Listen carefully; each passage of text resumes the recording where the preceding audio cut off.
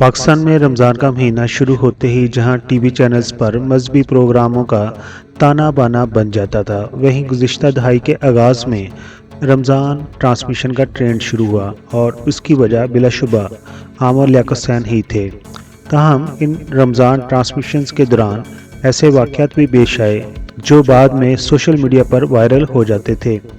एक मौका पर यह भी कहा जाता था कि आमर लियाकत जिस टेलीविज़न चैनल पर भी रमज़ान शो करेंगे उसकी रेटिंग बेहतरीन आएगी।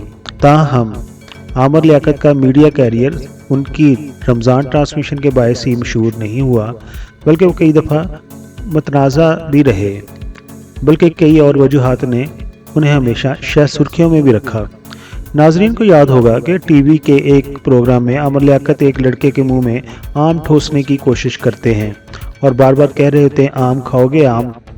जल्द ही ये जुमला ज़ुबाने ज़दे आम हुआ और सोशल मीडिया समेत हर जगह उस बारे में बहस होने लगी। कुछ उस मनाजर से महजूज होते दिखाई दे रहे थे, जबकि अक्सर अफराद ने एंकर को शदीद तनकीद का निशाना बनाया। ये मंजर दरअसल आमर लियाकत के एक गेम शो का था और उन मुतअद्दिद तनाज़ात में से एक है जिसके बायस वो गाहे बागाहे खबरों की जीनत बनते रहते थे। जुमेरात को कराची में डॉक्टर आमर लियाकत की मौत की खबर उनके सभी जानने वालों को झंझोड़ के रख गई। आमर लियाकत नाजरीन को चौंका देने का फन हमेशा से जानते थे। वो आखिरी दम तक उस पर कारबंद रहे। हकाम के मुताबिक उनकी मौत की यकीनी वजह फ़िलहाल नहीं बताई जा सकती। आमर लियाकत के 2 दहाइयों पर मुश्तमिल सियासी कैरियर और उनकी निजी ज़िंदगी और सोशल मीडिया पर उनके कई बयानात तनाज़ात की वजह से बन चुके हैं। सन 2000 की दहाई के दौरान आमर लियाकत हुसैन एक निजी टीवी चैनल पर एक मजहबी शो आलम ऑनलाइन की मेज़बानी किया करते थे। उसकी ख़ास बात यह थी कि एक जानब उनके शो में अवाम बराह रास्त कॉल करके अपने और दीनी मसाइल का हल दरियाफ़त करते थे और अमूमन उसका जवाब शो में मौजूद आलिम दीन दिया करते थे। तो दूसरी तरफ आमर लियाकत की जानिब से शो के इख्तिताम में की जाने वाली तवील दुआ भी थी। ताहम उस शो के हवाले से मुतअद्दिद तनाज़ात वक्तन फ़ौक्तन सामने आते रहते थे, जिनमें से कुछ खासे संगीन थे। एक प्रोग्राम में उन्होंने अहमदी कम्युनिटी को गैर मुस्लिम करार देते हुए उनका कत्ल जायज़ करार दे दिया था। उसी हफ्ते सिंध में अहमदी कम्युनिटी के 2 अफराद कत्ल हुए। उनके उस बयान पर इंसानी हकूक़ की तंजीमों ने शदीद तनकीद की थी। उस शो के इख्तितामी प्रोग्राम्स में उनकी ऐसी वीडियो लीक हुई थी जिसे गालिब फिल्म का नाम दिया गया था, जिसमें कैमरे के पीछे उनकी हरकत दिखाई गई थी और उन्हें मुतअद्दिद मौक़ों पर नाज़ेबा कलमात कहते भी सुना जा सकता था। उसी तरह एक कॉलर की जानिब से एक निजी मसला पूछने पर जब शो में मौजूद एक आलिम दीन ने कहा कि बहुत नाजुक सूरत हाल है, तो उस पर आमर लियाकत हंस पड़े और यूं ये क्लिप खासा वायरल हो गया। आमर लियाकत जियो के अलावा ARY, एक्सप्रेस, बोल्ड टीवी और न्यूज़ 24 से भी वाबस्ता रहे। उसी दौरान लोगों के साथ नाशाइस्ता ज़ुबान इस्तेमाल करने और उनसे मुख्तलिफ अजीबोगरीब खेलों का हिस्सा बनाने में उन्हें तनकीद का निशाना बनाया जाता रहा। एक प्रोग्राम के दौरान उन्होंने खुदकशी के मनाज़र की नकल भी की थी, जिसे बाद में पैम्परा की जानिब से नोटिस जारी कर दिया गया था। आमर लियाकत की निजी ज़िंदगी में सोशल मीडिया पर बहस की वजह बनी।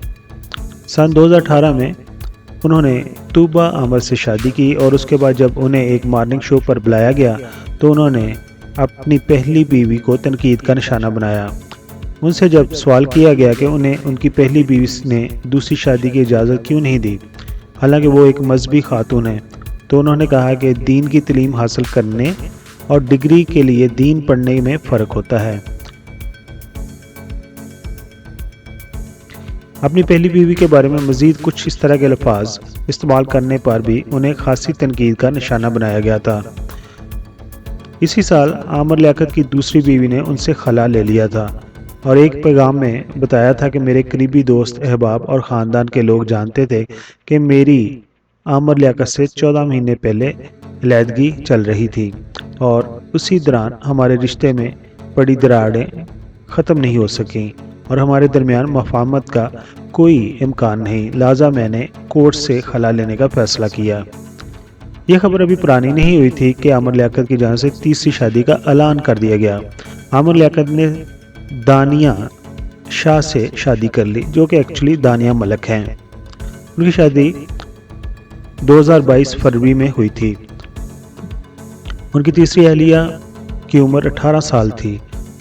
اس بارے میں بھی ان پر اپنی عمر سے بہت کم عمر کی لڑکی سے شادی کرنے پر سوشل میڈیا پر کافی تنقید کا نشانہ انہیں بنایا گیا تھا۔ تاہم یہ شادی صرف چند ماہ تک جاری رہی اور گزشتہ ماہ ان کی تیسری اہلیہ نے بھی ان پر تشدد کے الزامات عائد کرتے ہوئے عدالت سے تنسیخ نکاح کے لیے رجوع کر لیا۔ عامر لیاقت حسین نے 2002 میں عام انتخابات میں MQM کی ٹکٹ پر قومی اسمبلی کی نشست پر کامیابی حاصل کی تھی اور انہیں پرویز مشرف کے دور میں حکومت نے وزیر مملکت برائے مذہبی امور بنایا تھا۔ عامر لیاقت 5 جولائی 1971 کو کراچی میں پیدا ہوئے تھے۔ ان کے والد ایک سیاستدان جبکہ ان کی والدہ کالم نگار تھیں۔ ان کے بارے میں کہا جاتا ہے کہ MBBS ڈاکٹر ہونے کے ساتھ ساتھ وہ PhD بھی تھے۔ یہی وجہ تھی کہ ان کے نام کے ساتھ ڈاکٹر عامر لیاقت لگایا جاتا تھا، لیکن ان کی بہت ساری جو ڈگریز تھیں ان کو جعلی بھی قرار دے دیا گیا تھا۔ عامر لیاقت 9 جون 2012 کو اپنے ہی کمرے میں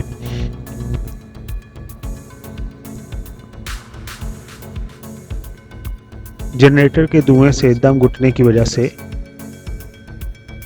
اپنے خالق حقیقی سے جا ملے اور ان کو عبداللہ شاہ غازی میں موجود قبرستان میں دفنایا گیا اور ان کی نماز جنازہ ان کے بیٹے احمد عامر نے پڑھائی۔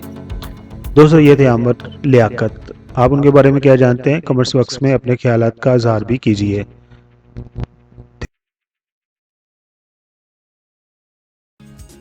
ایسی ہی یادگار انوکھی کہانیوں پر مبنی ویڈیوز دیکھنے کے لیے سبسکرائب کریں آپ کا اپنا چینل۔ ہماری ویڈیوز کو لائک کیجیے، بیل آئیکن کے بٹن کو پریس کیجیے تاکہ ہر آنے والی ویڈیوز کا نوٹیفیکیشن آپ کو ملتا رہے۔ اپنا بہت سارا خیال رکھیے۔ Thank you so much.